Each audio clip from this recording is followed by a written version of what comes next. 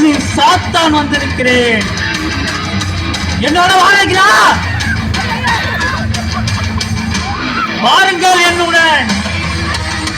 தாய் தந்தையை மதிக்காதவர் என்னோட உறவினர்கள். தாய் தந்தைக்கு கீழ்ப்படியுங்கள்,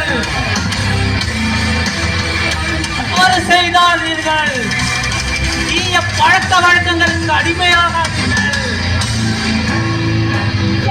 என்னுடன் உறவு கொள்வர், வாருங்கள். உங்களுக்கு நரகத்திலே இடம் இருக்கிறது, வாருங்கள். எத்தனை பேர் இங்க செல்ல மாட்டிட்டு இருக்கீங்க? நான் ஒண்ணு சும்மா வரல.